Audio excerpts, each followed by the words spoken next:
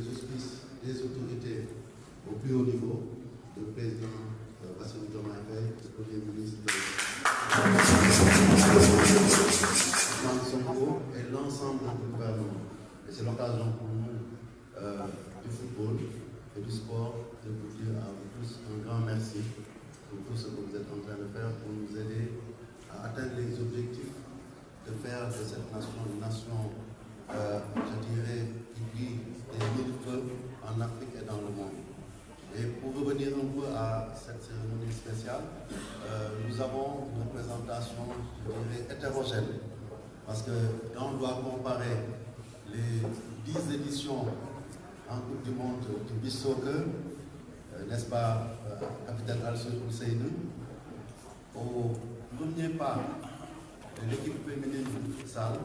on voit un grand fossé, qui n'en est pas forcément unique, parce que c'est l'histoire du football sénégalais qui est en marche. C'est l'histoire de notre pays qui est en marche, parce que je veux aujourd'hui, plus que les Lions du beach soccer, magnifier cette équipe féminine de futsal. Ce sont les pionnières. L'histoire retiendra que vous avez été la première sélection de futsal pour la conduite de votre staff.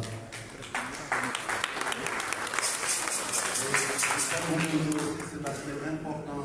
qui tient à cœur la fédération. Développer l'aspect genre dans le football. Le futsal, n'est-ce pas, Badara, homme n'a pas encore joué une compétition internationale et vous ouvrez la voie. Donc, il faut le magnifier et nous continuerons dans cette voie. Et je pense que bientôt, l'ère devrait s'ouvrir de voir que nos équipes féminines sont coachées, sont encadrées par des encadreurs féminins. Parce que c'est important, c'est ça aussi. Déjà, la représentation dans les staffs du football féminin des dames est très marquée. Dans cette équipe, celui qui a représenté l'encadrement technique qui a parlé, le doyen Lamine Bou, parce que je dis doyen, dans sa corporation de technicien, il est le manager général, et c'est Aïssa Ndiaye qui est la coach. Et je pense que ça aussi, ça montre cette importance que nous attachons au football féminin. Et je voudrais aussi lancer juste un message à nous autres. Nous sommes là devant la ministre, elle va faire son discours. Nous allons l'écouter religieusement, mais nous devrons traduire en actes les attentes qu'elle nous soumettra, qui sont les attentes des autorités nationales, mais qui sont aussi les attentes d'un peuple sénégalais. Et je le dis ici en tant que président de la fédération, les Sénégalais nous seront peut-être d'avoir gagné une fois, deux fois, jusqu'à 5 fois. Mais leur souhait, c'est que nous continuions à gagner. Et il est important de le dire, rayonner en Afrique, rayonner dans le monde, et dans nos cordes désormais. Nous avons un statut à défendre. Nous devons aller à chaque compétition en ayant clairement à l'esprit que le nom ne saurait suffire. On ne saurait se suffire de dire que nous sommes qualifiés partout. Moi, président de la fédération, moi, membre du COMEX, avec nos ambitions, ce que nous souhaitons, c'est que dans toutes ces conditions où nous sommes qualifiés, que nous fassions les meilleurs résultats possibles. Et malheureusement, pour vous qui allez au terrain, généralement, le meilleur résultat possible, c'est quand on ramène un trophée. Et c'est ça que nous devons avoir à l'esprit. Comme on dit, l'homme propose, Dieu dispose. Mais tant que nous n'irons pas aux compétitions avec cet esprit de combat pour notre pays, d'avoir à l'esprit que chaque fois, les 4 drapeaux qu'on nous aura donnés, c'est qu'on aille mourir sur le terrain. Si au finish, on gagne, nous reviendrons triomphalement pour rendre ce drapeau avec un problème à nos unités. Si ça ne devait pas arriver, que tout le monde dise à Nadjadje, parce qu'ils ont mouillé le maillot, elles ont mouillé le maillot jusqu'à la dernière énergie pour honorer le Sénégal. C'est le message que je nous lance à nous tous, pour qu'on puisse continuer à rayonner, à gagner. C'est dans nos corps. On parle des 10 années d'expérience, du beach soccer. Nous avons envie de les matérialiser au Seychelles, au bout de l'Afrique. Et c'est pour la première fois qu'on organise le football en Afrique. Mais aussi, je pense qu'à ce niveau-là, on ne peut pas demander la même chose tout à l'heure aux féminines qui commencent juste. Elles vont pour découvrir, pour gagner plus tard. Entre ces deux, nous avons l'équipe U15. Ça, c'est l'avenir de notre football. par rapport à eux, je peux dire, nous n'avons pas aujourd'hui à leur demander à moins de 15 ans, à 13 ans, allez pour gagner tout, mais allez pour montrer déjà que vous êtes le futur du Sénégal qui va gagner d'autres trophées. Et au Ghana, je sais que les jeunes talentueux que j'ai vu ici jouer seront capables de nous donner cette satisfaction. Et pour terminer, bien entendu, nous avons l'équipe U20, conduite par l'un des entraîneurs les plus titrés, les plus expérimentés, un encadrement de qualité. Ce sont les U20 de Sénissa et Moudia. Cette catégorie, une catégorie de transition, il était avec les champions U17, il est avec cette génération U20. Une bonne cuvée, et j'espère aujourd'hui que, au-delà de nous qualifier en Coupe du Monde, nous ferons le plaisir de nous aider à conserver ce trophée. Et je terminerai simplement aussi en saluant tous les staffs. Aujourd'hui, c'est ça aussi une de nos fiertés. Toutes nos équipes nationales sont gérées par des staffs totalement sénégalais, que ce soit les techniciens, les médicaux et autres, sauf l'équipe A peut-être. Ces performances-là sont réalisées par eux. Je vais aujourd'hui citer Omar Silla et en profiter encore pour renouveler nos condoléances. Et je sais aussi que nous vivons avec l'esprit et le soutien de la personne proche que nous avons perdue. Et avec tout cela, je pense que Madame le ministre, on peut ici vous dire que nous ferons tout pour que le Sénégal garde la tête haute et que notre drapeau soit au plus haut niveau, passe au vent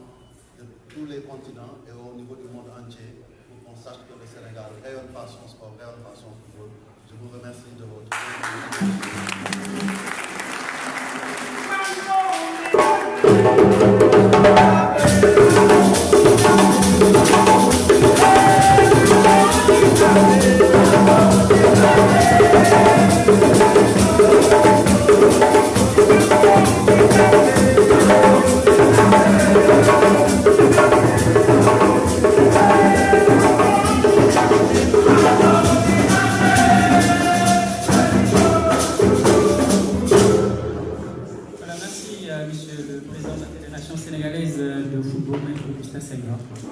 Merci également, M. Guédé, pour cette animation. Maintenant, nous allons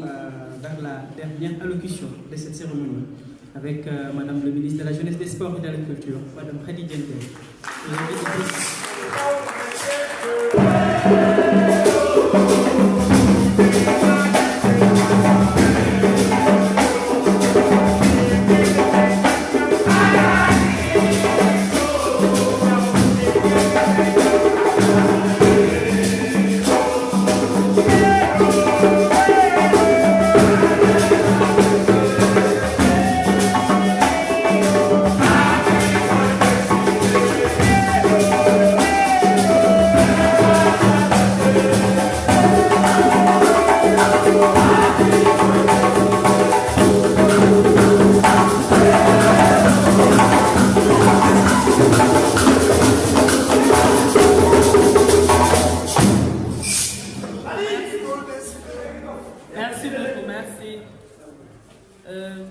Monsieur le Président de la Fédération sénégalaise de football,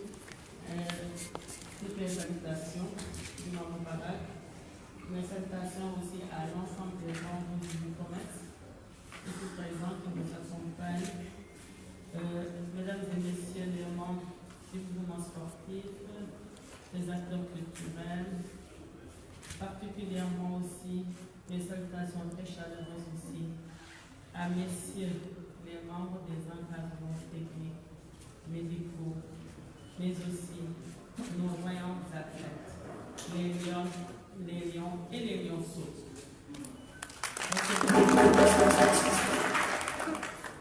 Mes salutations à mes collaborateurs, les directeurs généraux, la directrice générale de la pêche, parce qu'on a une seule directrice générale au niveau du département ministériel, mes collaborateurs, conseillers techniques, chefs de service,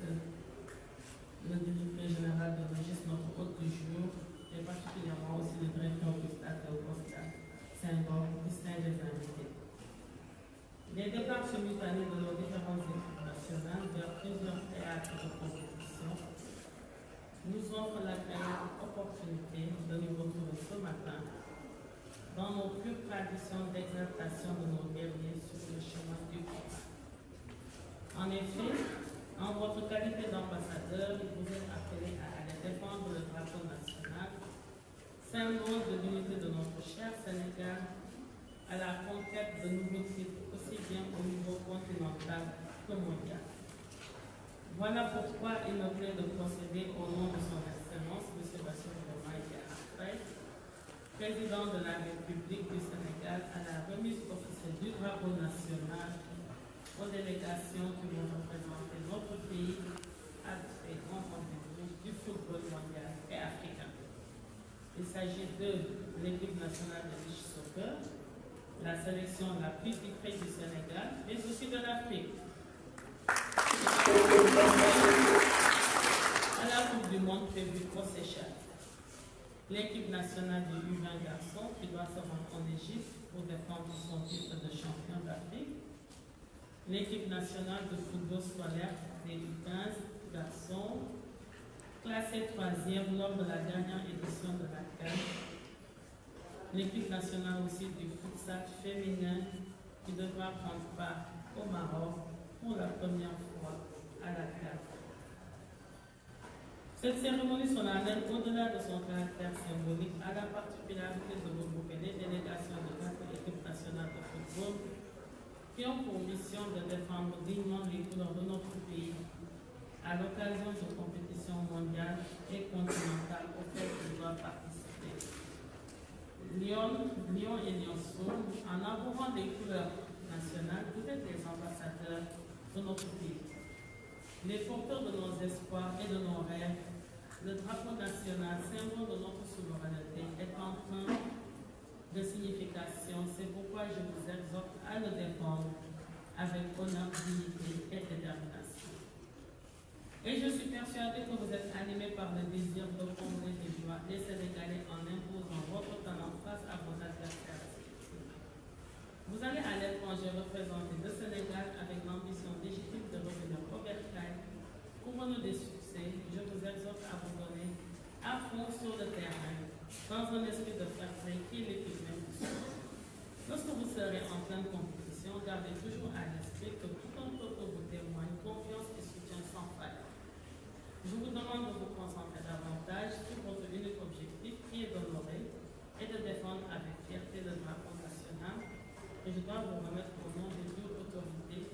de l'État, le président de la République et le chef du gouvernement, le Premier ministre. Lyon et Lyonceau, comme vous le savez, il n'est pas donné quand même à tous de savourer l'immense fierté de revêtir le maillot national. Il faut nécessairement faire partie des meilleurs conjures de ce privilège. Donc si vous êtes là aujourd'hui, c'est parce que vous avez déjà concentré d'énormes efforts et sacrifices que la nation reconnaît et apprécie à sa juste valeur. Je voudrais d'ailleurs vous décerner une mention particulière. Vous qui nous réunissez aujourd'hui et à qui je renouvelle mes félicitations, mes encouragements et mes vœux de succès, j'espère vous revoir bientôt pour recevoir de vos mains des trophées symbolisant la suprématie du Sénégal. Et vous en conviendrez avec moi qu'au panthéon de la gloire du sport sénégalais, le football a su se faire une place de choix en raison des belles et honorables performances réalisées par nos différentes sélections nationales, les énormes investissements de l'État aussi, et aussi les efforts consentis par la Fédération sénégalaise de football. Et chers acteurs du monde sportif, je vais faire mon propos en convenant avec vous et tout le peuple sénégalais des vœux ardents pour un retour triomphant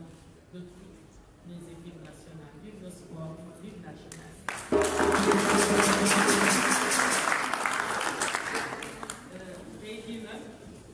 ñun fi daje tey fii ci stade Léopold Sédar Senghor gannaaw ba ngeen xamee ne ñëw naa fi tamit ci at bi ñu jógee ñëw daal di réceptionné caabi stade bi ba mu jógee ci ay atu defaraat réhabilitation. ndaje bi tey nag mën nañu wax ne dafa anaataw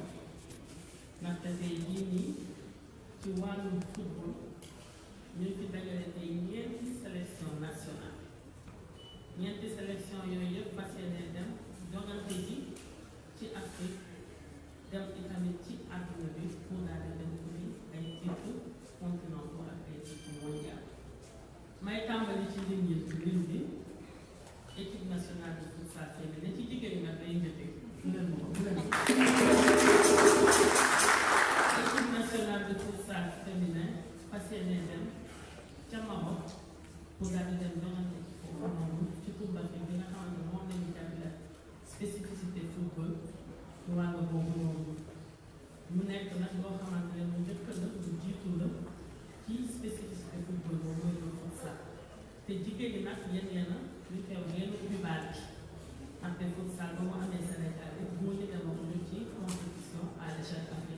gannaaw ngeen leen ubbi baat na te lu jigéen tàmbale dafay am baat kenn leen ko jëlee ba tey ñëwaat di ci toftal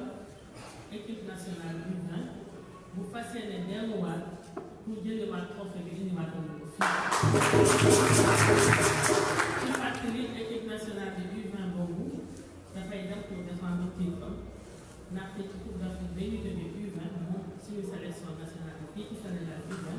moom moo ko gagné te xam naa ne itamit ci taxawaay ba ngeen taxawoon fay ngeen ci gën a taxaw pour daal di indiwaatal di leen jaay di ko di leen transmettre aussi encouragement président de la République ak le chef du gouvernement bu leen leen sax nañu sport rek benn mais na ngeen fa ngeen awoon yokkaat leen fa ngeen jaawoon te fas yéene ko indi ci coupe bi di ci teg itamit équipe nationale sport scolaire bi garçon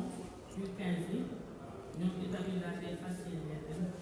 dem jongante yi dem ca réew mu Ghana ñoom tamit fas yéene ba tase seen woo indi ñu président fédération bu xam na ko sant équipe boobu noonu nekk équipe bi nga xamante ne espoir la équipe bi nga xamante ne la xëy na ëllëg moom mooy nekk ba leen fi di ci teg itamit équipe bu ñëw tax ba mu jëlee équipe nationale de beach soccer gàcce naa la ci fii ci Sénégal mooy équipe bi nga xamante ne moom moo ñu gën a indi ci satisfaction maanaam bi ñu ko waxee ci tubaab mooy l'équipe la plus titrée ici du Sénégal beach soccer yaakaar naa ne ci weer yee ñu génne ci 2024 bi man maa leen defoon drapeau bi ci ministère bi pour ngeen demoon jongante ji dem ko ci titre continental bi te ngeen ko indiwaat yi tamit te defe naa ne man nañ ko defee woon ca fajar ba nag ñëw jël si leen ci mois de novembre su ma juumul ngeen indi titre bi ngeen ñi dem conquérir titre mondial mën na nekk te yan leen ko indi te xam naa ne ngeen ko indi le coach aussi monsieur Sylla ñu ngi lay jaajëfal bu baax a baax gàcce naa la yal na la cat seen ba man loolu laa leen di ñaan yal na leen cat seen ba waa beach soccer yan ngeen fi indi titre mondial tey jii nag loolu yëpp bu ngeen ko gisee mu nekk ñeenti sélection nationale yi fi dajale tey loolu defe naa ne particularité la te particularité boobu noonu football tey jii moo ñu ko fi indil moo ñu ko may mu nekk benn exception bi nga xamante ne benn spécificité yi tamit wax dëgg laaj nañu taxaw ci tuuti daal di koy rafetlu mais itamit jaay jëfal waa fédération sénégalaise de football jaay jëfal itamit acteurs yi nga xamante ne ñoom ñëpp ñoom ñooy yëngatu ci football bàyyiwuma coach bàyyiwuma éducateur bàyyiwuma encadreur bàyyiwuma itamit staff médical bàyyiwuma itamit athlète ak administration sénégalaise ak état bi nga xamante ne itamit moom moo nekk ca ginnaaw du ñu ne buleet nag du ñu ne buleet ndaxte ci at yi ñu mees yi tamit ci football suñu équipe bi am suñuy sélection dem nañu ci tamit ci 2022 bi teglante bi tamit ay trophée yu bëree bëri te loolu noonu itamit nekk li nga xamante ne ñu ngi koy rafetlu te loolu buñ ko gisee ñu xam ne que am na liggéey bi nga xamante ne moom moo nekk ci ginnaaw ñu sénégalais yi ñu ngi koy def fédération bi mu ngi koy def mais état du Sénégal yi tamit ñu ngi ciy téye ci tamit di ci jàppale bu baax a baax di fas yéene wéyal liggéey bi lu ma ci yokkaat mooy tey jii nii tamit def ñu nekk yéen jigéen ñi xëy na yéen a ngi soog a dem jongante ji à l'échelle africaine à l'échelle continentale yéen a ngi soog a dem mais bu leen dem rek ne da ngeen dem di participer ku xam jommu jigéen xam pas-pasu jigéen xam taxawaayu jigéen da ngeen di dem pour indi ñu fii nii ci Sénégal ñu ko fekkante ne moom mooy seen première participation. équipe U15 bi tamit xale yi yéen ndaw ñi bu ngeen demee di jongante ñi itamit xam leen ne ci tamit yéen espoir bu mag moo nekk ci yéen ci seen ginnaaw peuple sénégalais ndaxte ci ndaw ñi la ñuy yaakaar pour Sénégal ëllëg bu mu nar a mel te loolu noonu dafa daal di dëppoo ak vision bi nga xamante ne moom la président de la République am daal di premier ministre am daal di ko ci gunge te ñu fas yéene tënku ci daal di doxal Sénégal daal di koy yóbbu ci li nga xamante ne moom mooy un meilleur air ak amélioration de nos conditions de vie. Sport nag bu tax mu nekk li nga xamante ne dafa am solo ak culture parce que dafa nekk ay vecteurs dafa nekk ay secteurs yi nga xamante ne dëkk boo dem ci àdduna bi autorité boo mos a dem ci àdduna rawatina suñu autorité yi ñu fi am ñoom dañ cee fas yéene sukkandiku pour gunge la jeunesse sénégalaise gunge jeunesse sénégalaise ci seen citoyenneté seen civisme ñu développé ko à travers le sport et la culture mais gunge leen ci tamit en termes aussi de formation et en termes aussi d'employabilité pour permettre ni sport ak culture am na ay fiches de métier yi nga xamante ne buñ ci defee lañ ci war a def mun na contribuer favorablement à la résorption du fort taux de chômage ndaxte bu ñu xayma li nga xamante ne moom mooy ñëw ci marché de l'emploi bi chaque année entre 200 000 et 300 000 demandeurs d'emploi bu ñu sukkandikoo ci données yu ANSD di teg buñ ci jëlee loolu noonu am na ay études yi nga xamante ñun ñu ngi koy wéyal ñun ci suñu biir département ministériel bi am na ci culture ak sport rôle bu mag a mag bi nga xamante ne mun na ko ci jouer football nag gis nañu ne que ràññeeku na ci yeneen sport yi ñu fiy def fii ci Sénégal parce que football koy xool initiative privée bi duggoon na ci loxo bu baax a baax te xëy na loolu waral na peut-être ñu daal di war a mën a am résultat yi ñuy am tey jii nii initiative privée mu ngi ciy def ay jéego yu am solo ànd ci ak fédération sénégalaise de football état tamit daal di nekk yi tamit ci seen wet yi tamit di leen jàppale ñuy wax ne que sport ak culture dafa nekk ay éléments yi nga xamante ne président de la république lu tax mu daal di koy jox importance ak solo ak dayo dafa nekk li nga xam ne dafa nekk suñu arme diplomatique ndaxte fi ngeen mën a yóbbu turu Sénégal xëy na du beneen secteur mën na ko fa yóbbu tey jii nii bu ngeen demee jogante ñi tey jii au niveau mondial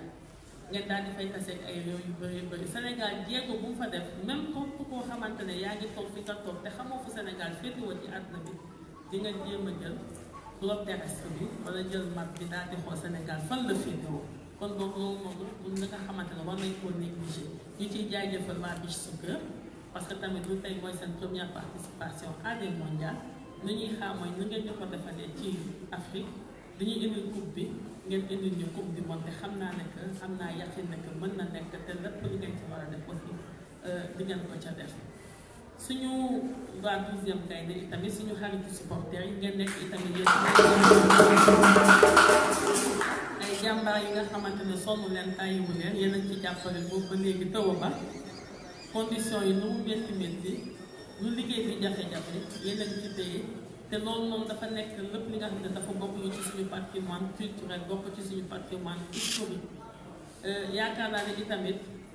comité supporter boo amee ci yeneen i réew yi am na fa mais li mu amee nii fii Sénégal quand même c'est une spécificité c'est une particularité te bokk na ci li nga xamante ne dafay gën a galvaniser di gën a revigorer ñun suñu athlètes yi di gën a revigorer itamit suñu fédération sportive yi ak ñun ñi itamit nekk ci administration en charge du sport et de la culture fu may jeexalee nag mooy liggéey bi nag métti na waa fédération sénégalaise de football parce que yéenay suñuy collaborateur ci wàllu discipline sportive bi ni liggéey bi yombul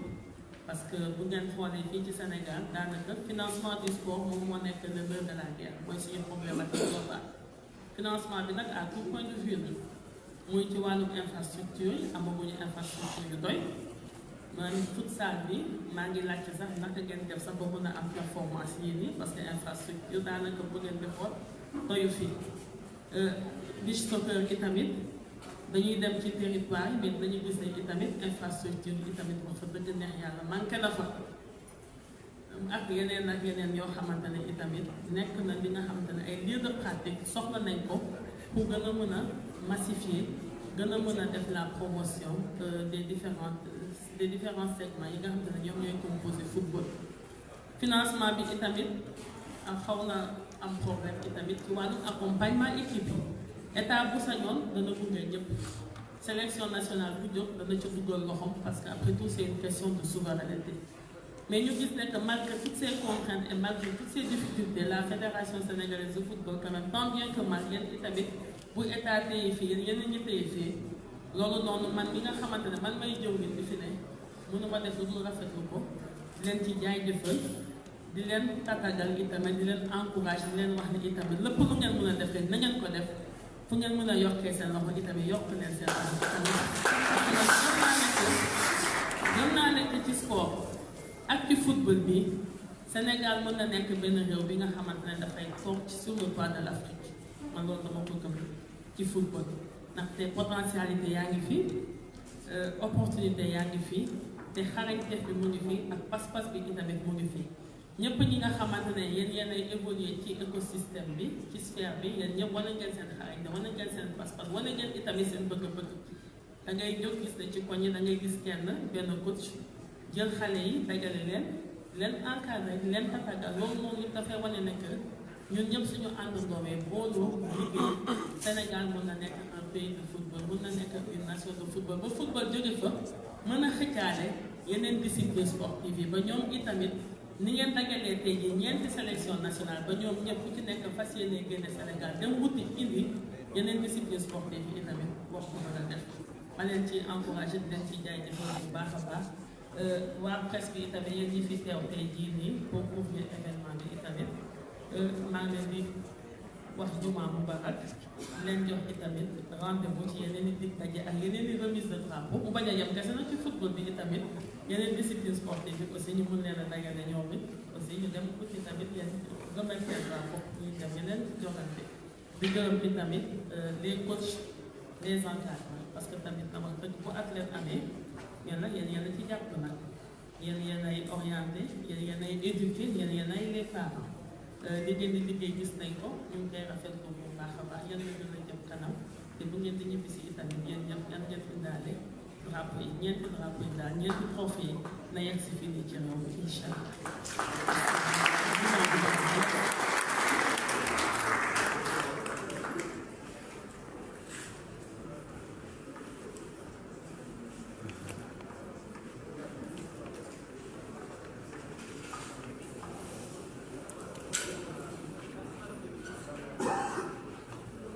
Voilà, merci Madame la Ministre. Nous allons maintenant procéder au photo de famille, comme on avait dit tout à l'heure. Cara, si vous pouvez la remise de drapeau et ensuite la photo de famille.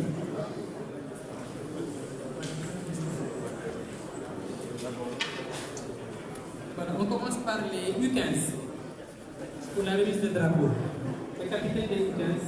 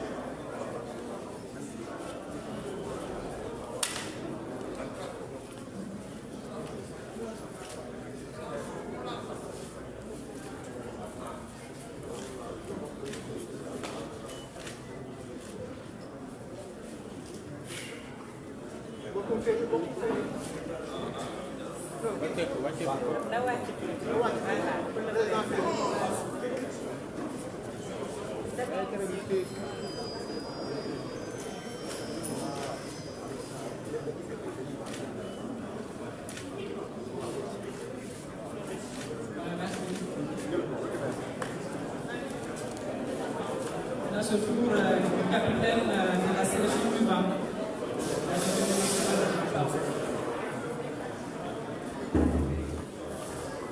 Sénégal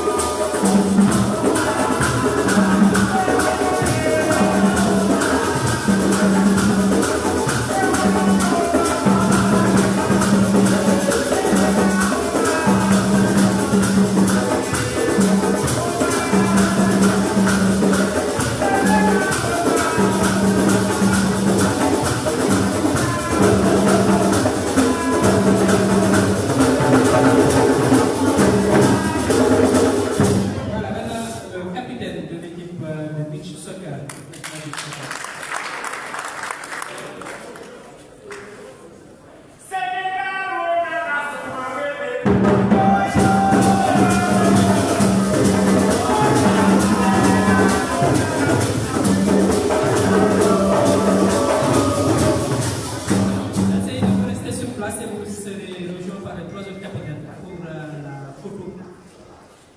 Les 3 autres capitaines. Ils sont là. Voilà.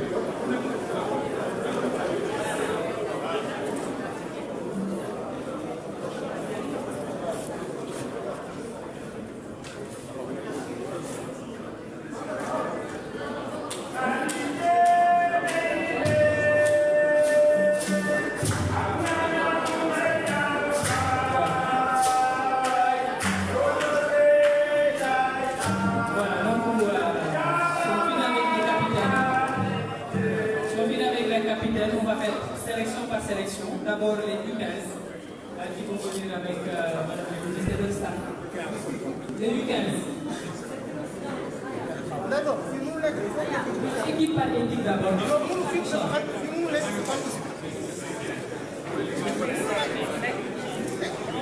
dafay xam ne si mu nekk si kii bi day doon def